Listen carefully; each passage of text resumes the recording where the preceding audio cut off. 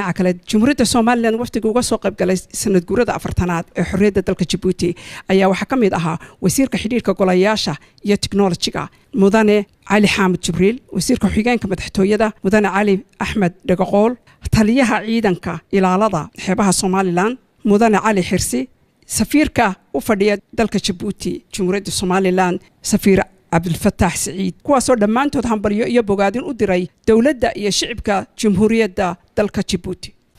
marka hore hambalyaan u diraynaa shacabka reer Djibouti afartan guurada ka soo wareegtay maalintii ay xornimada ay qaateen 1977 hambalyaan usna sidoo kale dhambaal baan uga sidnay madaxweynaha Jamhuuriyadda Somaliland iyo shacabka reer Somaliland ba hambalyaan uga sidnay inay reer Djibouti dabaaldega u sameeyaan afartan guurada.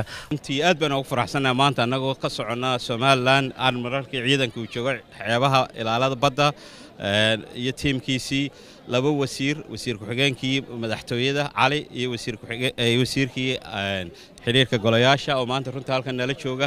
runtii aad baan ugu faraxsanahay xafladan qiimaha badan 27 June aan ka soo qayb galay afartan guuradii ka soo wareegtay xorriyadda markii runtii gumaysiga ay kala wareegeen waqtiga iyada ahayd. marka aad baan ugu hambalyeynaa xukuumad ahaan. waxaan dadweynaha reer Djibouti madaxweynaha iyo marwadiisa dhammaan shacabka reer Djibouti ugu hambalyeynayaa munaasabadan ah afartan guurada maalintii xorriyadda oo ku beegan maanta aynu halkan joogno. annagu waxaanu ku nimay casuumad dawladdu noo fidisay, casuumadaasaanu kaga soo qayb galnay. marka waanu u hambalyeynaa, waanu u ducaynaynaa in ilaahay khayr iyo barako gaarsiiyo.